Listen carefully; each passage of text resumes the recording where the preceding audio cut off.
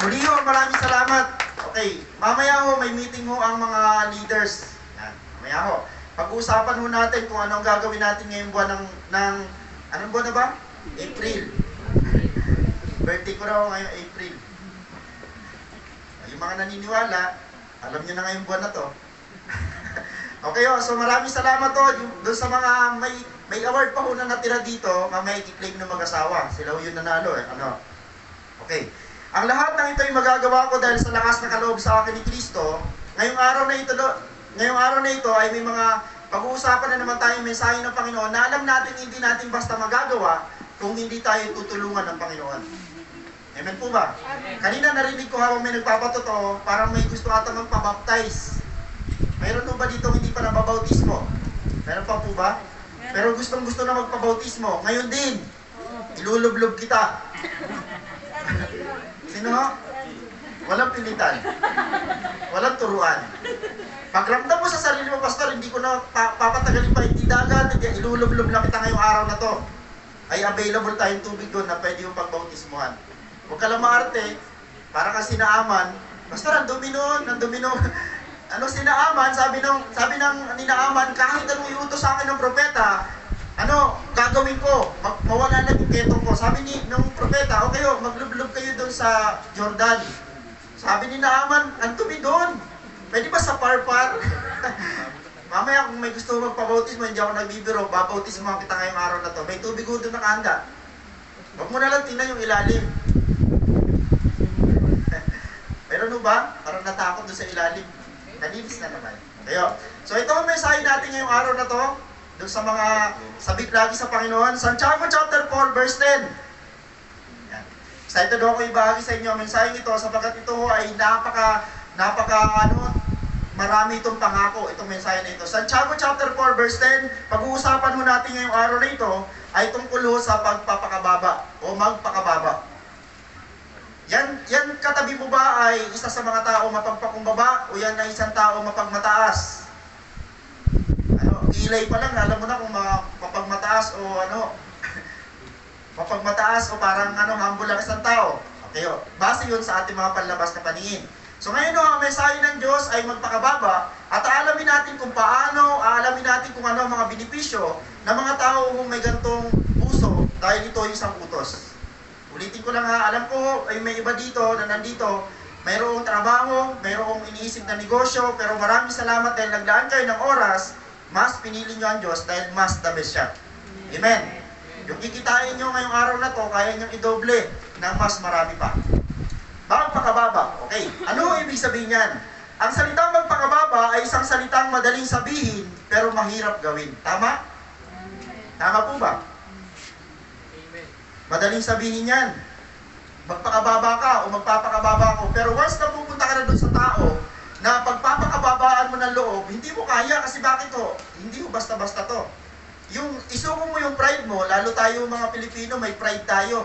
Huwag naman sanang fried chicken ang dala-dala mo. Iba ho ang pride ng mga Pilipino. Pag Pilipino daw ho, ma-pride. Madaling sabihin, mahirap gawin. Madaling ituro, mahirap isa pamuhay. O, ibig sabihin ho, ito mensaheng ito ay para sa ating lahat. Hindi lang para sa inyo, para din ito sa akin. Dahil minsan ho, meron ho din pride na umiiral sa atin. Okay ho, sa madaling sabi ho, ito ay madalas nating makalimutan. Nakakalimutan mo ba natin minsan magpakumbaba o talagang sinadya natin dahil ayaw natin itong gawin? Sa mga mag-asawa, alam niyo naman asusin ng lahat para ho, hindi lagi mag-away, may magpakumbaba ng isa. O, sino ho lagi nagpapakumbaba sa mag-asawa? Babae. Naglilimunan ng isang tatay yung asawa niya, hindi makita eh. O doon sa mga magkakapatid, sino lagi nagpapakumbaba? Di ba ang hirap pag kuya ka o ate ka na magpakumbaba sa mga kapatid mo? Bakit? Ate ako. Tatay ako. Hindi ho, pagdating sa harapan ng Panginoon, walang tatay-tatay, walang nanay na, wala ho. Pagdating sa Panginoon, lahat tayo kailangan magpakababa sa harapan niya. Amen. Ituloy na natin. Sa Santiago chapter 4 verse 10a, sabi dito, magpakababa kayo sa harapan ng Panginoon. Yan ho ang mensahe natin, kaya ho hindi lang basta magpakababa ang mensahe natin, kundi magpakababa tayo sa harapan mismo ng ating Panginoon. Hindi ho basta-basta sa tao natin ho inaalay. Although ho hindi sinabi ng Diyos na huwag kang magpakababa sa tao, Alam nyo, basic sa atin na dapat ho sa mga tao pa lang, pinapractice na natin ang pagpapakababa para ho magawa natin sa Diyos na hindi natin nakikita. Okay. Bakit kailangan nating magpakababa sa harapan ng ating Diyos? So itong tanong na ito ay may malinaw na sagot ho ang Biblia at ayon ho yan sa itong Santiago chapter 4. Ang sulat na muna yan ay kapatid ho yan mismo ni Jesus Christ. Si Santiago o si James ay kapatid mismo ng Panginoong Jesus. Itong si Santiago na to ay isa sa mga kapatid ng Panginoon na hindi dati naniniwala kay Jesus. Alam nyo, may kapatid si Lord, ang dami niyang kapatid. At sa bahay nila, hindi sila naniniwala sa kuya nila. Hindi sila naniniwala na si Jesus ang Mesias, hindi sila naniniwala na anak ng Diyos si Jesus sapagkat alam nilang tatay ni Jesus si Joseph, na kanilang tatay. Pero dumating ang panahon na buhay na muli ang Panginoong Jesus at itong si Santiago ay naging disipulo niya.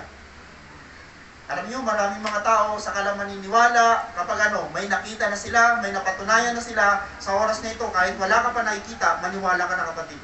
Maniwala kang pagpapalain ng Diyos ang tahanan mo, maniwala kang pagpapalain ng Diyos ang lahat na meron ka, maniwala ka muna.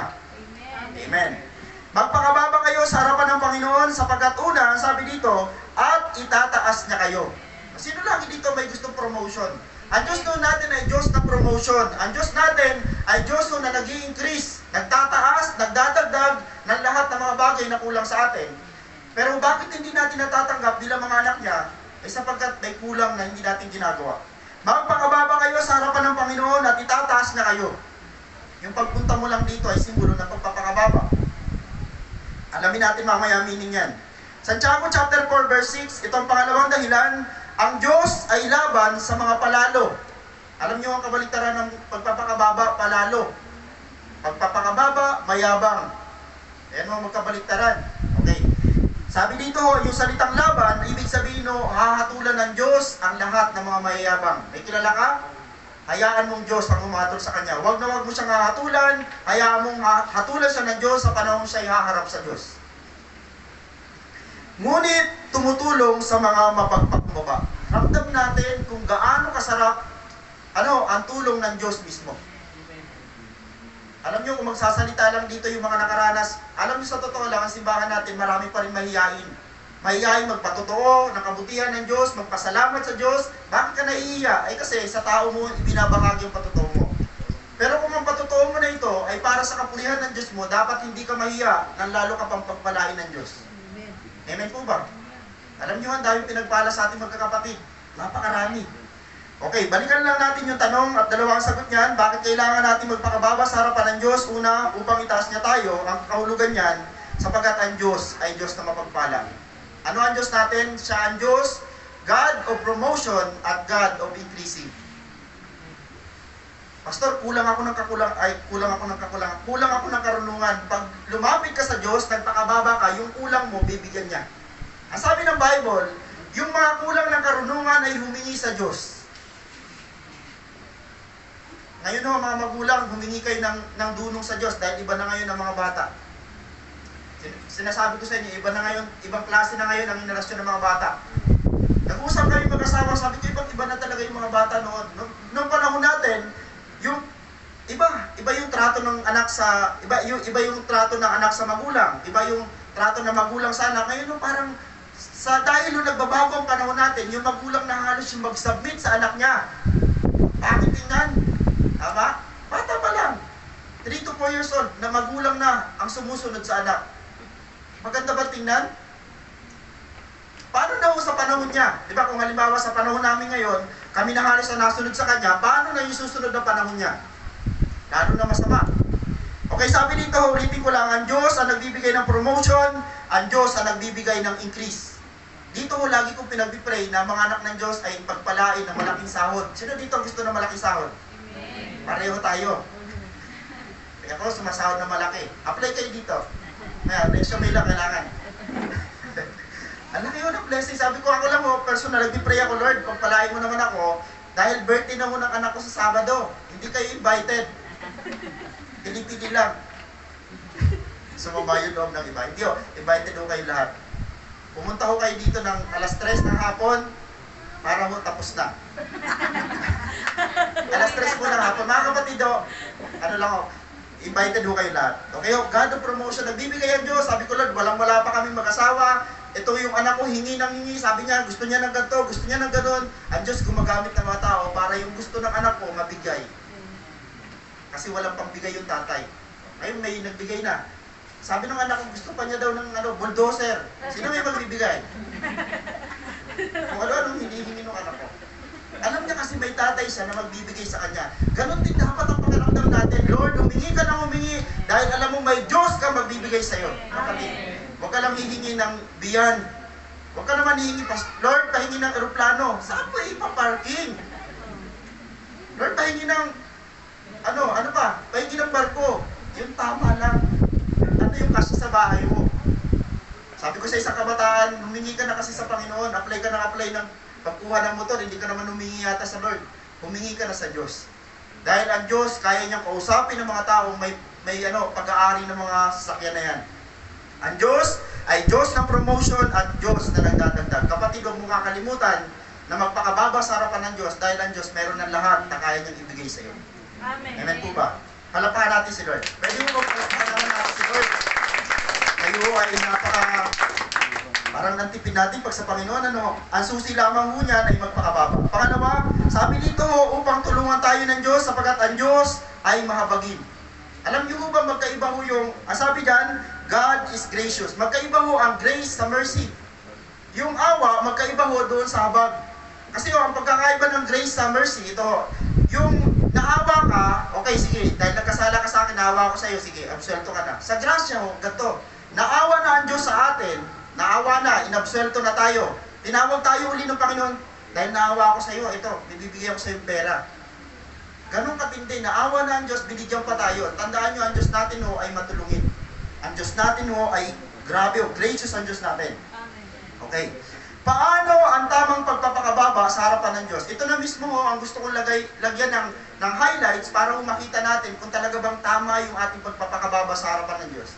Ang definition natin ng pagpapakababa sa harapan ng Diyos ay parang babaw. Paano mo mababaw na definition ng pagpapakababa? Yung luluhod ako, pastor, sa harapan ng Diyos, maglalakad ako, pastor, mula dito sa umpisa ng pintuan papunta sa altar, lalagyan ko ng munggo ng asin, may mga ganon. Papaluin ko ang sarili ko, yun ang way nila para magpakababa daw sa harapan ng Diyos. Tandaan nyo, hindi tinitingnan ng Diyos yung mga appearance natin, yung mga outward appearance, at tinitingnan lagi ng Diyos yung puso natin. Amen. Kaya ho, ang pagpapakababa, una, ay pag-amin o aminin natin kailangan natin siya. Mga kapatid, unang definition ng tunay na pagpapakababa sa harapan ng Diyos, aminin natin kailangan natin siya. Bakit ka nagsisimba? Lord, may kailangan ako sa iyo ngayong araw na to, na hindi kayang ibigay sa akin ng pera, na hindi kayang ibigay sa akin ng trabaho ko, na hindi kayang ibigay sa akin ng mga kliyente ko, kundi ikaw lang ang makapagbibigay. Hindi kayang ibigay ng mga tao sa paligid natin yung tunay na kapayapaan at tunay na kalakasan. Yung bang kahit napakarami ng problema, ang tatag mo, kakaiba ka. Bakit to? Yung tatag at tibay ay galing sa Diyos. Amen. O parang grabing pagsubok na, di ba ho, dumaan ng pandemya. Pero bakit parang mga Christian nagpapagawa? Pandemya ba ganon? Pagpupunta sa mga bahay, maraming mga pagkain. Ganyan ba mga pinandemya? Hindi ho, kasi ang Diyos natin, hindi kayang hadlangan ng pandemya ang Diyos natin mapagpala. So aminin natin, kailangan natin siya, mga kapatid. Ibig sabihin ng salitang pag-amin, sabihin natin sa Panginoon, mahina tayo at siya malakas. Yung mga tao hindi nagpapakababa, sumusuko sa Diyos, lagi niya sinasabi, kaya nila sa kanilang mga sarili. Pero tandaan nyo, ang pag-amin sa Diyos, na tayo ay mahina at siya ay malakas, ay pagsabi ng paggalang sa kanyang kapangyarihan sa ating buhay. Pangalawa, pag-amin na tayo ay kulang at siya ay perpekto. Bilang tao, mga kapatid, tayo ho ay nangihina, tayo ay nagkukulang, pero may Diyos tayong malakas, may Diyos tayo ho na perpekto. Anong sabi ng Biblia? Lumapit tayo sa Kanya. Amen. Aminin natin tama ang Diyos. Nagkakamali po ba ang Diyos? Di ba minsan ang tanong natin, Pastor, Lord, bakit ganito yung buhay ko? Bakit ganito nangyayari sa buhay ko? Tanda mo kapatid, hindi nagkakamali ang Diyos. Hindi nagkakamali ang Diyos. May mga time na ilalagay tayo ng Panginoon sa masalimot na buhay, pero hindi nagkakamali ang Diyos. Amen. Naalala niyo si Job?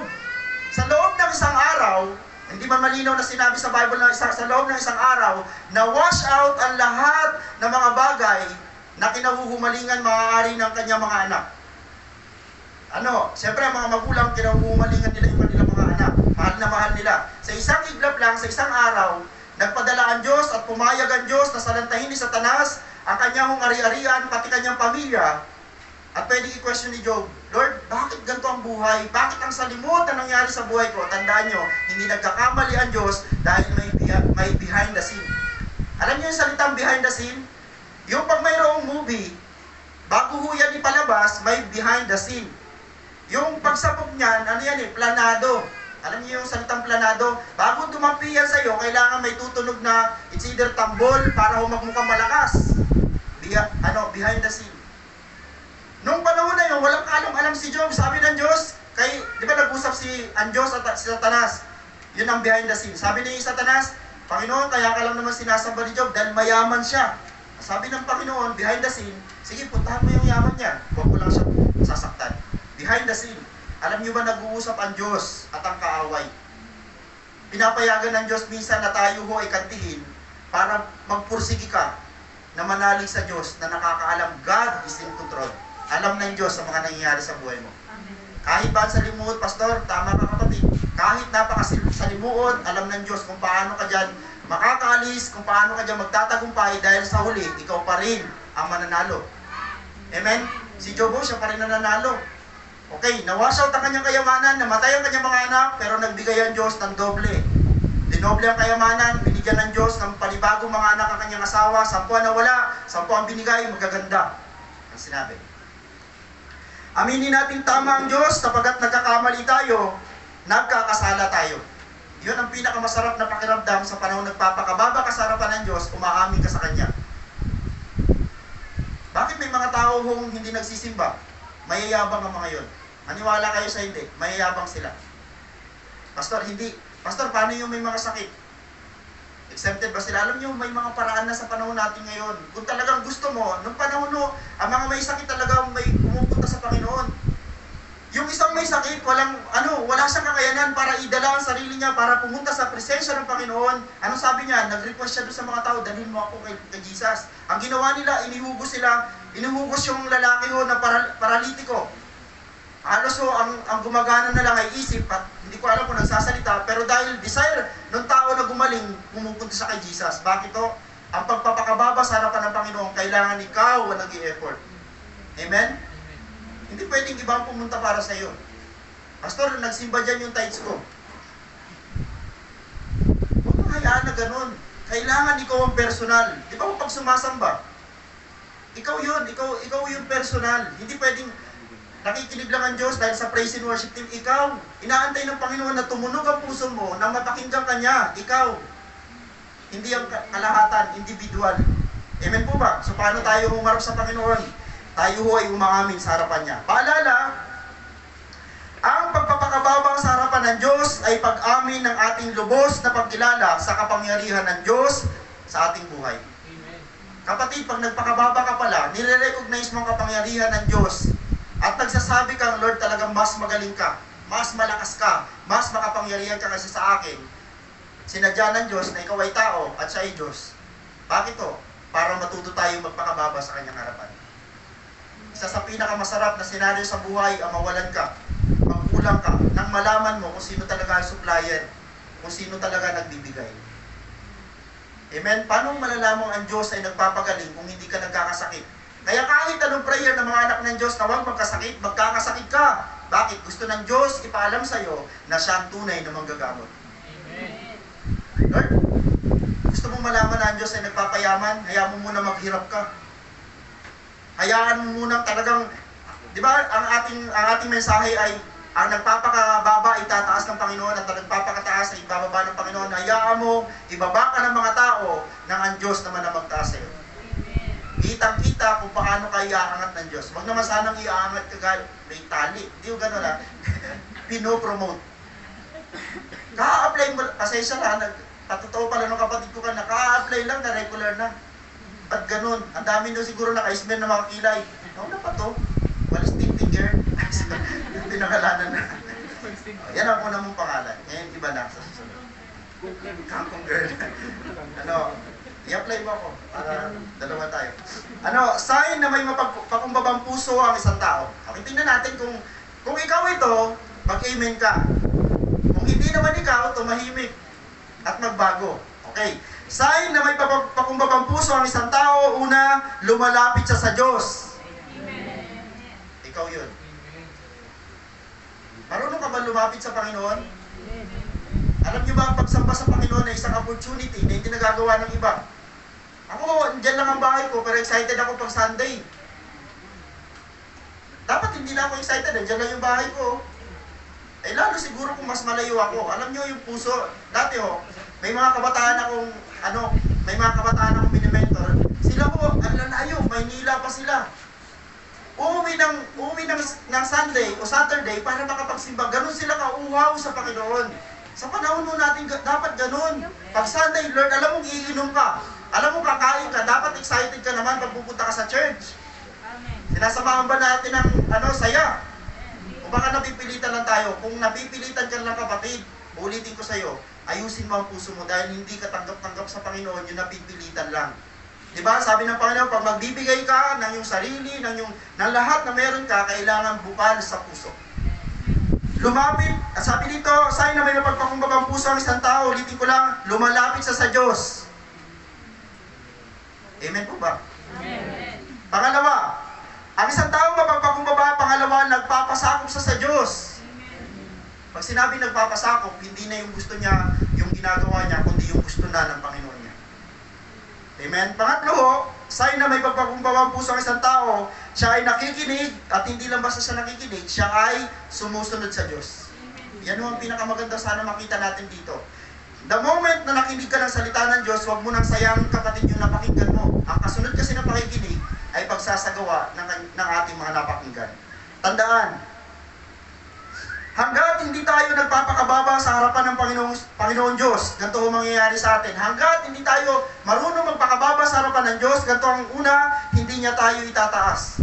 Kahit anong pilit mong i-promote ang sarili mo, tandaan mo, may Diyos na nagpo-promote. Mamaya ipapakita ko sa inyo yung iba't ibang uri ng tao na nakalimot sa Diyos. Hindi niya tayo, sabi dito, hindi niya tayo itataas sa panahon na hindi tayo nagpakababa sa Kanya. Dahil ang rules ng Panginoon, ang utos ng Panginoon, anak, bago kita itaas, kailangan mo munang magpakababa. Amen po ba? Amen. Hindi naman gusto mo na agad maging manager. Hindi naman agad pwedeng bigla ka agad pinagpala ng Diyos. Hindi kailangan ng Panginoon ng proseso para pagdating mo dito sa posisyon na gusto mo o na gusto ng Diyos para sa iyo, ayos ang puso mo. Amen. Hindi niya tayo itataas, hindi niya tayo tutulungan. Mamaya mababasa natin ang verse na yan. So hanggat hindi tayo nagpapakababa sa harapan ng Diyos, hindi niya tayo tutulungan. Mananatili tayong malayo sa Diyos. Yan ang pinakamahirap. Ang pinakamahirap po na karanasan sa buhay ay kung malayo ka sa Diyos. Yung parang walang guidance, walang tinig na naririnig ka sa Diyos, yan ang pinakamasalimot na pwedeng maranasan natin. Alam nyo, ang Biblia nagtuturo sa atin na ang mga Israelita noong panahon, grabe magsalita ang Diyos sa kanila, face to face. Pag nagsalita, sabi ng mga Israelita, Moises, gusto namin ng pagkain, nagpapadala ang Diyos sa kanila, hayagan ng pagkain. Pag nagsabi ang mga Israelita, Panginoon, nauuhaw kami, nagpapadala ang Diyos ng milagro. Mula sa bato, nagbubukas ang Diyos, mula sa bato ng tubig, nagpapadala ang Diyos. Nakikita ng mga tao ng hayagan ng Diyos. Bakit kaya sa panahon natin ngayon, kahit ano sabihin mo, Lord, magsalita ka sa akin, mangusap ka sa akin, parang hirap na tayo ngayon. Bakit nakita ng Diyos kung gaano katigas ang puso ng isang tao. Mananatili tayong malayo sa Diyos sapagkat marami sa atin ang hindi pa nagpapakababa sa Diyos. Mananatili tayong kalaban ng Diyos. Grabe grabe yung mga word. Malayo, kalaban, sapagkat ang sabi dito, ang isang taong hindi natututo magpapakababa sa harapan ng Diyos, mananatili siyang alipin ng kayabangan. Okay, ganito ang sabi. Santiago chapter 4 verse 6, ang Diyos ay laban sa mga palalo, ngunit tumutulong sa mga mapagpakumbaba. Ito yung supporting verse po niyan. Kawikaan chapter 3 verse 34, ang mga palalo ay kanyang kinasusuklaman.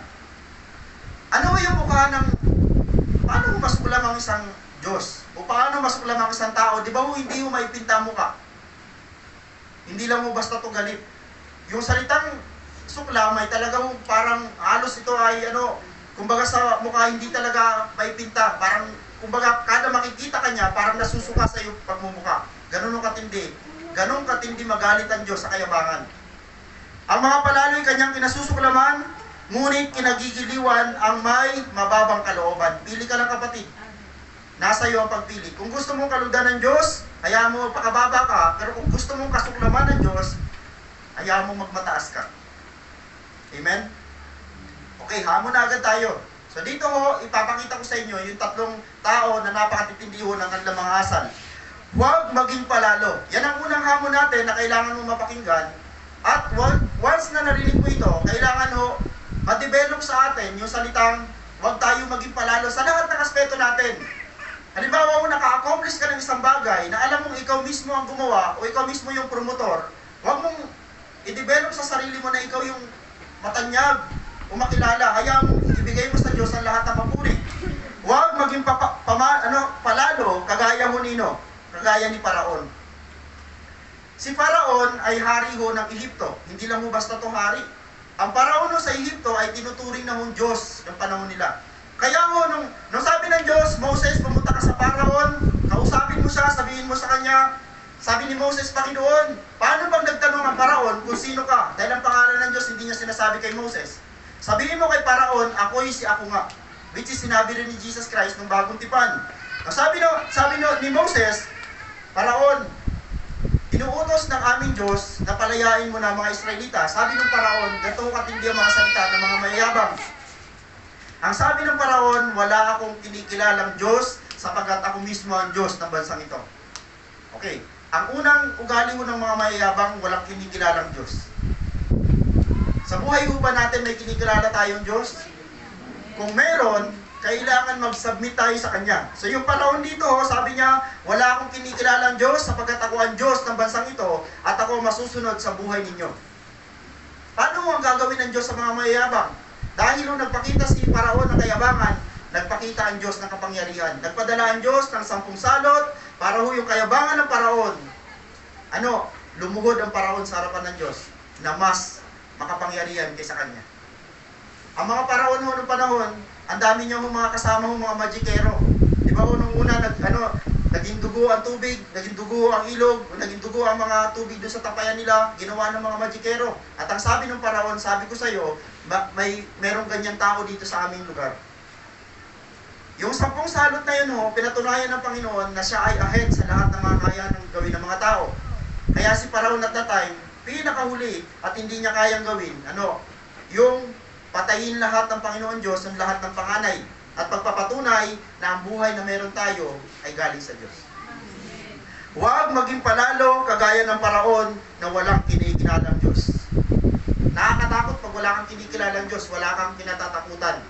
Pero kapag may kinikilala kang Diyos sa panahon na gagawa ka ng masama, nagkakaroon ka ng alinlangan, nagkakaroon ka muna ng nagdadalawang isip ka sapagkat alam mo may Diyos na magagalit sa gagawin mong mali. Pangalawang tao na ganun din palalo, una ang Paraon, pangalawa itong si Haring Nabucodonosor. Kung ang ugali ng Paraon ay walang kinikilalang Diyos, ito namang si Nabucodonosor, may kinikilala siyang Diyos na nag-promote sa kanya. Sabi ko sa inyo, ang Diyos ang nagpo-promote, ang Diyos ang naghalal kay Nabucodonosor para maging hari ng Babylonia.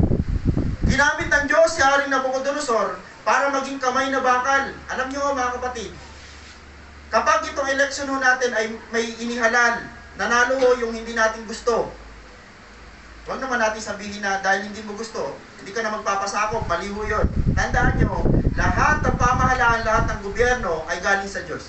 Kaya kung sino muupo dyan, kung sino makahalal, bilang mga Kristiyano, kailangan natin mag-submit sa Kanya bilang pagsunod sa utos ng Diyos. So si Nabucodonosor na nalimutan niya na ang Diyos pala ang naglagay sa kanya sa napakataas na posisyon. Hindi lang siya hari ng Babylonia, sinakop niya ang halos kalahati ng buong mundo. Ganun katindi si Haring Nabucodonosor. Nakalimutan ni Nabucodonosor na lahat ng kapangyarihan na meron siya ay galing sa Diyos. Isang beses nagsalita, ito yung line ni Nabucodonosor. Pumunta siya sa isang napakataas na lugar, sa templo niya, sabi ni Nabucodonosor, wow, ang ganda na talaga ng Babylonia. Ako! May mga ganun ba dito, mga anak ng Diyos? Nagsasabing ako. Pastor, ang ganda ng church niyan. Ako. Ang galing naman nung event natin. Ako. Pag gano'n na mula narinig natin lagi, ako, ikaw. Ikaw na ang susunod na babagsak. Amen? Grabe pala, galing mo sa business. Siyempre, ako. Ako to eh. Bro, galing mo naman gumalaw. Galing mo naman sumayaw. Ako to eh. Galing mo naman magpalitada. Sorry, nilalahad ko na ng trabaho. Ang galing mo naman maging driver. Kinakat mo lahat. Ay, ako eh. Diba? Susupilin natin yung ganong espiritu. Huwag sana lagi lalabas sa ating bibig. Ako. Sino nagpanukalan nun? Ang ganda naman ng event nyo. Ako eh. Medyo humble pa. Medyo paanas pa yung salita. Pero ramdam mo sa sarili niya, tinataas niya ang sarili niya. Okay, ulitin ko lang si Nabucodonosor, personal niya sinabi, ang ganda ng Babylonia, ako ang nagtatag dito. Nakalimutan niya na ang Diyos ang naglagay sa kanya sa posisyon para itatag ang Babylonia sa pangalan ng Diyos. Mga kapatid, kung ikaw ang paraon na walang kinikilalang Diyos, mayabang ka. Mayabang ako. Kapag tayo si Nabucodonosor na itinaas ng Diyos, nilagyan ng pangalan, nilagyan ng magandang buhay, nakalimutan mo ang Diyos, kapatid, nagyayabang tayo sa harapan ng Panginoon. Huwag natin gayahin si Nabucodonosor. So ang paraon, pinaluhod ng Diyos sa pamagitan ng 10 salot. Si Nabucodonosor, pinaluhod ng Diyos sa pamagitan ng 7 taon ng parusa. Si Nabucodonosor ay naging halimaw. Yung kanyang kamay ay naging yung kanyang kuko ay parang kuko ng agila. At ang kinakain mo niya ay pagkain ng baka. Isipin mo, hari, pinupunta sa kagubatan, kumakain ng damo sa loob ng 7 taon. Hawak ng Diyos ang ating mga posisyon. Kung nilagay ka ng Diyos sa posisyon, patuloy mong pasalamatan ng Diyos yan. Pastor, parang hindi na natitigil yung promotion ko. Kapatid, huwag kang titigil ng pasasalamat sa Diyos na nagtataas sa iyo. Kasi habang lagi mong tinataas ang Diyos, lalo kapag iaangat ng Diyos. Amen. Si Nabucodonosor ay isang napakayabang na tao, tinuruan ng Diyos hanggang sa maalala niya magpakababa sa Panginoon at ang sabi niya, Panginoon, nagkasala ako sa inyo. Alam niyo yung mga tao kung marunong magpakababa, humihingi ng tawad sa Diyos. Ako, ulitin ko lang sa inyo, kaya ako nakakapagpapastor pa dito sa simbahan na to. Ako ay may pagkukulang, ako ay makasalanan din, pero grasya na lang ng Diyos ang pinagpapasalamat ko dahil sa panahon naghumingi ako sa Kanya ng tawad, tinatanggap niya. Walang tinanggihan ng Diyos na naghumingi ng tawad sa Kanya. Si Nabucodonosor at last, ito ho, sa bagong tipan, mayroong umusbong na napakayabang na hari. Sino siya? Si Paraon ay ay hari ng Ehipto, si Nabucodonosor hari ng Babylonia, si Herodes ang hari ng Judea. Ito ay part ng Jerusalem, ng Israel. So si Herodes, ganito naman ang kanyang statement. Si Paraon, ulitin ko lang sa inyo, walang kinikilalang Diyos. Si Nabucodonosor nakalimot sa Diyos. At si Herodes, claim niya na siya ay Diyos. Grabe grabe ang hirap pala nun. Kaya sa totoo lang, pagka inangat ka ng Diyos na maging leader, isang araw maging pastor ka sa simbahan ng isang kongregasyon, huwag mong iisipin na ikaw yun, kundi yung Diyos na yun. Amen? Si Herodes, sabi niya, nagtatalumpati si Herodes. Sabi ni Herodes, ang ganda ng kanyang speech. Dahil ang ganda ng talumpati ni Herodes, sabi ng mga tao sa kanya, hindi na tao nagsasalita sa pulpito.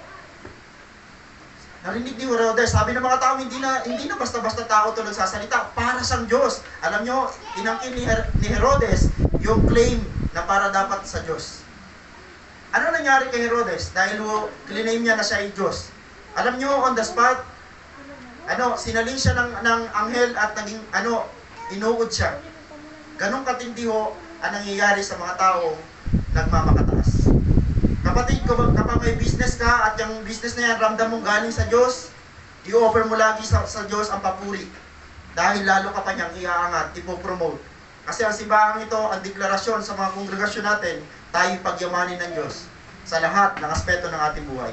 Huwag natin tularan si Paraon, si Nabucodonosor, si Herodes. Bagkos, ang gawin natin ay lagi tayong magpakababa sa harapan ng ating Panginoon Diyos. Huwag mong kakalimutan na magpakababa lagi sa harapan ng Panginoon. Lord, bless ako dahil pinagkatiwala mo ito sa akin. Kapag napagkatiwalaan ka ng Diyos sa sinasabi mong, Lord, ang laki naman ng blessing na to, lalaki pa yan at mas higit pang dadami. Amen o? Hayaan nyo makita ng sabay-sabay ng dalawa nating mata kung paano pa tayo ipopromote ng Diyos sa simbahang ito. Kung paano pa ng Diyos i-bless tayo ng iba pang lugar dahil napagkatiwalaan tayo ng Diyos at walang bukang bibig tayo, kundi mabuti ang Diyos, magaling ang Diyos, at siya ho ang Diyos na napupuri sa ating kalangitan. Mga kapatid, palakpakan natin ang Diyos. Santiago chapter 4 verse 10, ulitin ko lang, magpakababa kayo sa harapan ng Panginoon Diyos at itataas niya kayo. Last na hamon sa atin, at ito yung pamagat natin, magpakababa tayo sa harapan ng Panginoon at itataas niya tayo. Amen o? Tayo lahat ay tumayo at minsan paalayan natin ng Panginoon ng isang napaka-espesyal na awitin at ito ay pinamagatan natin dito